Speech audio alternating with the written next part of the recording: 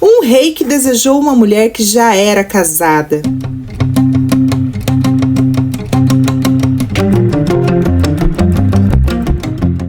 Olá, curiosos, tudo bem com vocês? Eu sou a Grace, sejam bem-vindos a mais um vídeo. E no vídeo de hoje nós vamos falar de uma história que é uma das mais conhecidas da Bíblia. Davi e Betseba. Davi, aquele pastor de ovelhas, que era rejeitado por seus irmãos, por seu pai, matou um gigante, casou com a filha de Saul, foi perseguido por Saul por muitos anos. Isso porque ele tinha sido ungido rei de Israel pelo profeta Samuel. Um rei que quando errava, quebrantava o seu coração verdadeiramente, se arrependia. Mas aqui vemos um drama na história de Davi, que deixou marcas profundas. O BO já começa quando era começo de ano e Davi deveria estar indo para a guerra e ele não foi. Pois é, a história de Davi e Betseba é narrada lá em 2 Samuel, capítulos 11 e 12, se você quiser conferir aí na sua casa. No começo do ano, época em que os reis costumavam ir à guerra, Davi enviou Joabe e as tropas israelitas para lutarem contra os amonitas. Eles destruíram o exército inimigo e cercaram a cidade de Rabá, mas Davi ficou em Jerusalém. Onde Davi deveria estar? Na guerra. Onde ele quis ficar? Em Jerusalém, no seu palácio e tal. Então assim, Davi estava lá no seu palácio, com tempo ocioso, sem muita coisa para fazer, enquanto seus homens estavam no campo de batalha. 2 Samuel 11, versículo 2 diz: Certa tarde, Davi se levantou da cama depois de seu descanso e foi caminhar pelo terraço. Enquanto olhava do terraço, ele reparou numa mulher muito bonita que tomava banho. Ah, mas essa mulher estava tomando banho ali para chamar a atenção do rei? Não sabemos, gente. Só sabemos que ela estava tomando banho, era direito dela. Davi mandou alguém descobrir quem era a mulher e disseram-lhe: é Betseba, filha de Eliã e esposa de Urias, o Hitita. Deixaram bem claro, essa mulher tem dono. Então Davi fez o quê? Enviou mensageiros e pediu para que trouxessem ela até a presença dele. Aqui vamos abrir um parênteses, tá, gente? Muita gente culpa Betseba. Nossa, mas ela era mulher casada, ela não deveria ter ido até a presença do rei. Gente, quem diria não para um rei? Simplesmente ele era o rei. Digamos que ela não tinha muita escolha. Ele mandou chamá-la, ele não mandou ir lá perguntar se ela gostaria de vir. Então esses mensageiros trouxeram Betseba até Davi e ele teve relações sexuais com ela. Betseba havia acabado de completar o ritual de purificação depois da menstruação e ela voltou para casa. Então o rei Davi mandou chamá-la, ela veio, ele teve relações com ela e ela voltou para sua casa. Vida que segue, não é mesmo? Sim, se ela não tivesse ficado grávida do rei, num período em que seu marido estava na guerra, e ela enviou um mensageiro para o rei Davi dizendo: estou grávida. Aí, Davi manda uma mensagem para Joabe. Joabe era aquele que estava comandando a guerra, um dos braços direitos de Davi. Davi tinha um plano. Envia-me Urias, o Hitita. E Joabe então mandou Urias sair da guerra e ir até o rei. Então Urias chegou, daí Davi perguntou como estava Joabe, né? Começou ali uma conversa, um diálogo. Perguntou como ia a guerra. E aí disse a Urias: vai para sua casa, descansa. Depois de Urias deixar o palácio, o rei Davi ainda mandou um presente para ele. Então, qual era o plano aqui? Vou chamar o marido da mulher com qual eu me deitei e está grávida de mim, para que ele vá para casa, descanse, deite com sua mulher e ele imagine que esse filho que a mulher dele espera é dele. Um bom plano, não é verdade? Se Urias não fosse um homem tão fiel e leal, seria um bom plano, porque Urias não foi para casa. Ele passou a noite na entrada do palácio com os guardas do rei. Por quê? Porque ele não achava justo os outros homens na guerra e ele indo para casa descansar.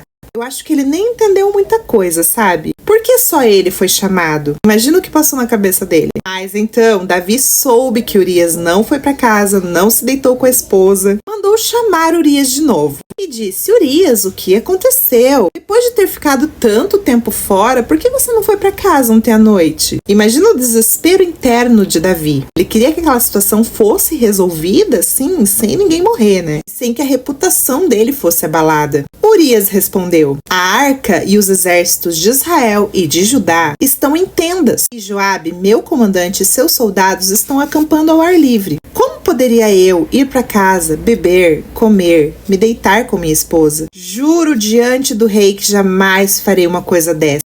Será que ele pensou que era um teste? Será que ele imaginou ali que o rei Davi estava testando ele? Poxa, chamou ele da guerra para ver como seria o comportamento dele mediante tudo que os amigos e os soldados e aquelas pessoas que estavam na guerra estavam vivendo? Pode ser que ele tenha pensado que foi um teste. Davi fica desesperado. E agora? Como ele iria resolver essa questão da gravidez da esposa de Urias? Então Davi disse assim para ele. Davi disse, pois bem, fique aqui hoje e amanhã você retornará para a guerra. Urias ficou em Jerusalém então aquele dia e o dia seguinte. Davi convidou ele para jantar, embriagou Urias. Essa era a segunda parte do plano. Como Urias não foi de livre e espontânea vontade de dormir com a esposa, quem sabe bêbado ele iria. Mas ele não foi. Dormiu numa esteira com os guardas do rei e não foi para casa.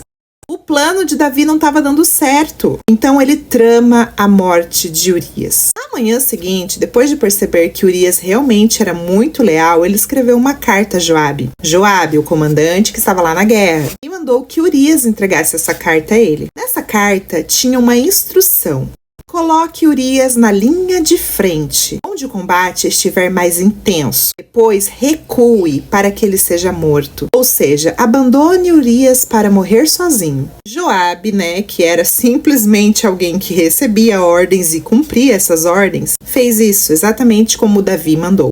No capítulo 11, ainda versículo 16, diz: Então Joabe colocou Urias numa posição próxima do muro da cidade, onde sabia que estavam os principais guerreiros do inimigo. Ali estavam os guerreiros mais fortes, então não tinha para onde Urias correr. Esse plano de Davi não daria errado. Quando os soldados inimigos saíram da cidade para lutar, Urias o Hitito foi morto, junto com muitos outros soldados israelitas. Não foi só ele que morreu, obviamente, mas ele morreu. Joabe, então, envia um relatório da batalha para Davi e disse a seu mensageiro: conte ao rei tudo o que aconteceu na batalha.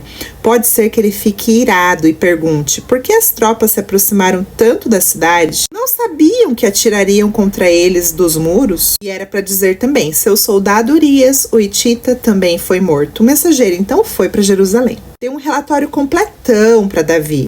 Esse mensageiro nem imaginava que tudo aquilo ali foi armado. No versículo 26, fala da reação de Betseba. Quando a esposa de Urias soube que seu marido havia morrido, chorou por ele. Terminado o período de luto, Davi mandou trazê-la para o palácio. Ela se tornou uma de suas esposas e deu à luz um filho. Mas o que Davi fez desagradou ao Senhor. Tudo certo, Problema resolvido. O marido da mulher estava morto, o filho nasceu. Davi levou uma repreensão bem pesada. No capítulo 12 diz que o Senhor enviou um profeta a Davi, o profeta Natã. Natã disse assim: havia 2 homens em certa cidade. Um era rico e o outro pobre. O rico era dono de muitas ovelhas e muito gado. O pobre não tinha nada, exceto uma cordeirinha que ele havia comprado. Ele criou a cordeirinha e ela cresceu com os filhos dele, comia de seu prato, bebia de seu copo e até dormia em seus braços. Ela era como sua filha. Certo dia, um visitante chegou à casa do rico. Em vez de matar um dos animais de seu próprio rebanho, o rico tomou a cordeirinha do pobre e matou e preparou para seu visitante. Davi ficou furioso com esse homem rico e jurou: tão certo como vive o Senhor, o homem que faz uma coisa dessas merece morrer. Deve restituir 4 ovelhas ao pobre por ter roubado a cordeirinha e não ter mostrado compaixão. Então Natã disse a Davi: você é esse homem. Assim diz o Senhor, o Deus de Israel: eu o ungi rei de Israel e o livrei das mãos de Saul. Dei-lhe a casa e as mulheres de seu senhor e os reinos de Israel e Judá. E se isso não bastasse, teria lhe dado muito mais. Por quê? Então você desprezou a palavra do Senhor e fez algo tão horrível. Você assassinou Urias, o Hitita, com a espada dos amonitas e roubou a esposa dele. De agora em diante, a espada não se afastará de sua família, pois você me desprezou ao tomar para si a mulher de Urias. Assim diz o Senhor: de sua própria família farei surgir o castigo. Tomarei suas mulheres diante de seus olhos e as darei a outro homem. Ele se deitará com elas à vista de todos. Isso realmente acontece lá na frente. mas fica para um outro vídeo, tá? O que você fez em segredo eu farei acontecer abertamente diante de todos de Israel. E realmente, depois disso, a espada nunca mais se afastou da casa de Davi. Foi uma tragédia atrás da outra, estupro, incesto, mortes. Inclusive o próprio bebê que Betseba deu à luz morreu. Mesmo Davi se arrependendo verdadeiramente, a consequência veio. Mas depois também veio o rei Salomão. Eu vou ficando por aqui, espero que você tenha gostado desse vídeo. Até o próximo. Tchau, tchau!